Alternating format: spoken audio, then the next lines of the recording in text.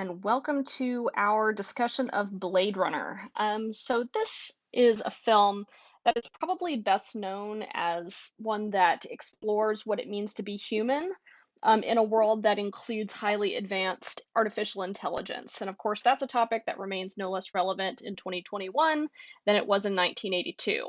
But it is also recognized for its detailed and beautifully rendered production design and art direction, which has influenced the look and feel of cinematic science fiction since it was made. And this really comes as no accident. Ridley Scott, the film's director, studied at the Royal College of Art in London and worked as a set designer and art director for British television before directing his own films. So, as a result, Scott always works in very close collaboration with his art department, and his best films tend to have a very well thought out and painstakingly executed look. For example, the sci fi horror film Alien from 1979, which is Scott's first real success, is a really brilliant marriage of narrative concept and design. So, you have the modern sterility of the spacecraft Nostromo, which is designed by Ron Cobb, and that's contrasted with kind of the bio-gothic uncanniness of the alien itself and everything associated with it, which was born of the kind of famously surreal mind of the artist H.R. Giger. And all of this serves the narrative's exploration of modern humanity's subconscious fears about reproduction and sexuality. So likewise in Blade Runner, visual style is just as important at the story as the story. And if you heed the words of Scott and his collaborators, the visual style was in many ways even more important. So as the director himself has said in interviews, at the start of the production, they deliberately made the decision not to try to do a serious film about genetics. Rather, he said, we decided to use certain broad elements from that kind of situation and create a kind of comic strip. So this film is not too serious. Um, I think there's a lot of scholarship written about this film's contributions to kind of posthumanism and postmodernism and understandings of what it means to be human. In a technology driven world, but nevertheless Scott himself kind of claims that basically this isn't a serious film about those things.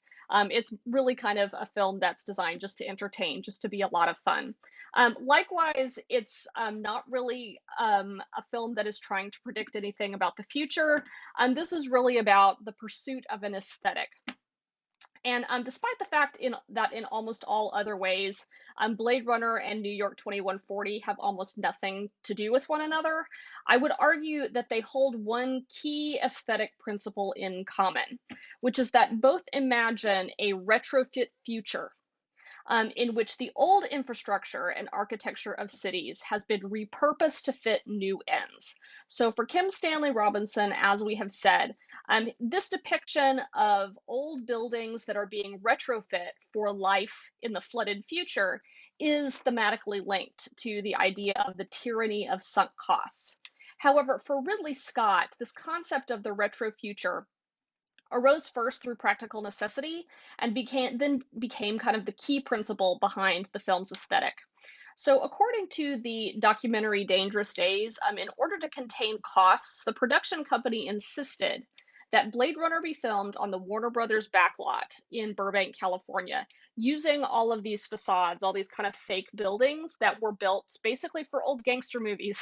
So, films that were taking place in the 1930s and the 1940s and that use this kind of classical architecture. And so basically whatever the film needed to do in order to create the atmosphere of the street scenes in the film would kind of have to be grafted on top of these existing buildings.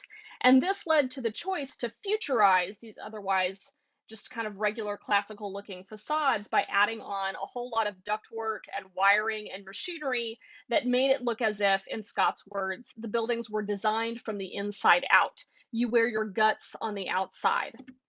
And from this idea, the team developed a kind of sociological story to explain why everything was this way in the world of Blade Runner. Ridley Scott said, think of Chicago or New York City right now, the oversaturation, how impossible it is to maintain some of these buildings. Think how expensive it's going to be to take down the Empire State Building. It will cost as much as building it. Eventually, you'll just have to retrofit things on the face of the building, rather than having to pull half the side off, rehouse the air conditioning, or rewire it. The cost will get so high, it's just going to be simpler to smack things on the outside. So again, like both stories are about cities in which the old infrastructure is still being used, even if it's outdated, even if it's kind of decaying, and basically everything that the society has developed or innovated in order to improve life or make life livable under new environmental conditions is just sort of slapped on top of it. Like, and there's not always, a real plan behind, how these buildings have developed. It's just based on pragmatics, based on what's needed. And thus we get a city that looks kind of simultaneously futuristic and antique. A juxtaposition that's further supported by the decision to use costumes that evoke the 1940s. So, like Robinson's New York, this is a futuristic Los Angeles that's deeply informed by the past. Another key element of the film's aesthetic and sense of social structure is hierarchy. So, like Le Corbusier, this film imagines a city in which status determines location. Except in Blade Runner, the social strata run vertically rather than horizontally, with the elite represented by the Tyrrell Corporation at the top of its pyramid and sort of the dregs of society populating the street level. So, according to the designer Sid Mead, who served as the film's visual futurist, in the world of the film, decent people don't live below 60 stories above the ground. So the street level becomes an access corridor and really nothing more. If you are forced to live there by economic accident or whatever, it's a very unpleasant place to be. And I would argue that this kind of helps contribute to the feel of a city that's somehow simultaneously overpopulated and abandoned, or at least left behind by all those with the ability to leave, the ability to go off world. So we have the wide shots of the skyscrapers, which with all of these innumerable windows, kind of suggesting unimaginable levels of population density. And we also have the claustrophobic streets, and all of these are contrasted with the empty Bradbury building. And that's a real location, by the way, that's featured in numerous other films. So this paradoxical condition, overcrowded yet abandoned, is actually a perfect description of many of American cities in the early 1980s when this film was made. As I indicated in my lecture on Brother from Another Planet, by the early 1980s, central cities were really suffering from the effects of deindustrialization and fiscal crisis, which led to a withdrawal of investment, the collapse of public services and local businesses, and the subsequent emigration as residents who could afford to move to the suburbs did so, leaving the most miserable behind in a rapidly deteriorating environment. And kind of again, buildings that were very, very crowded, housing that was constantly in a condition of shortage, and yet all of this decay and all of this kind of abandoned infrastructure left behind. This is kind of the reality of many American cities at this time, and I think really influences the way that Blade Runner depicts Los Angeles. Whereas Brother captures this sense of decay in its use of real New York locations, Blade Runner recreates a world in which central cities are sources of vices and danger. And also the fact that during this period, central cities became overwhelmingly associated with people of color who were sort of left behind as a result of white flight.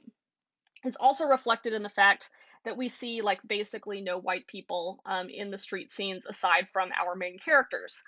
And in fact, the decision to use Asian actors and language in this film also really emerged from a design choice. So, though it's set in Los Angeles, this film really has nothing to do with that particular city, which, as of 2021, still has very few skyscrapers and is predominantly suburban. Like, if you fly over Los Angeles, like in this image, it's mostly flat. It's just single family houses as far as the eye can see, with this very small downtown where there are some very tall buildings.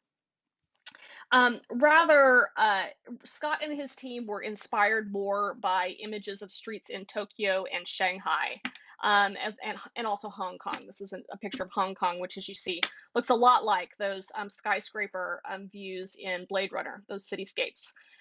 So in some ways, like the location of Los Angeles is just purely incidental, and the fact that Ridley Scott is British may have kind of had something to do with that. He was, as he himself said, he was kind of an outsider to Los Angeles, and so was not committed to preserving that particular city's aesthetic.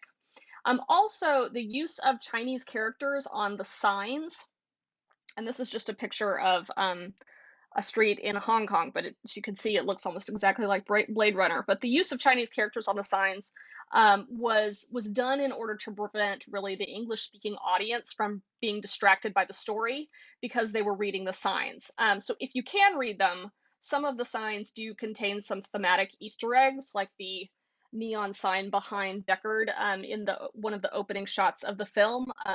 Is the word for origin, or is the character for origin, and that was kind of deliberately chosen for its thematic resonance.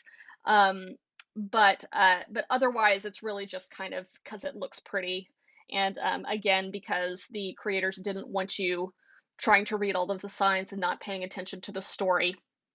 So it just also so happens that for an American audience in the 1980s, a city without white people is kind of recognizable as a city that has gone to hell. You know, we see this in repeated jokes in Brother, where all of the white people get off once the train reaches Harlem. And the young white men who come from Indiana find themselves, realize that they're lost, realize they're in the wrong place once they realize they don't see other white people anymore. So it also happens that this film also kind of touches on kind of some anti-Asian sentiment, or at least white paranoia about Asian immigration. The Immigration and Nationality Act of 1965 repealed a set of quotas that had made it all but impossible for Asian people to immigrate to the United States. So after 1965, you start seeing a lot more Asian immigrants coming to the U.S. And of course, there was kind of some backlash against that this film is kind of picking up on at least a little bit.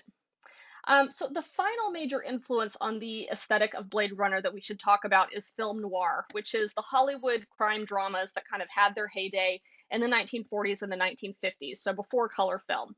And noir films typically feature kind of that hard-boiled detective like Sam Spade, whose sense of morality and justice is shaped by the very criminals he seeks to catch and punish.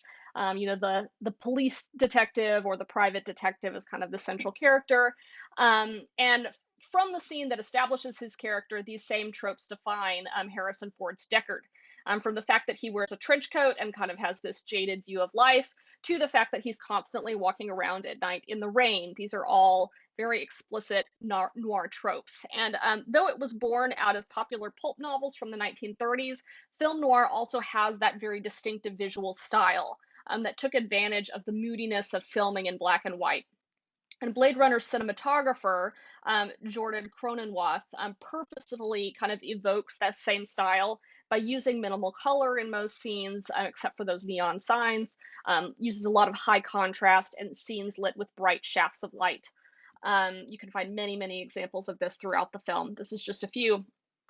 So this mix of old and new, high tech and social disorder is what makes Blade Runner one of the most important contributions to the cyberpunk aesthetic, which has been hugely influential in Hollywood cinema as well as in Japanese manga and anime. So while its posthumanist themes are the ones that literature professors like me tend to be more interested in, what I've been hoping to do here is highlight this film's aesthetic project, which I actually think is quite a bit deeper and even more interesting than its philosophical one.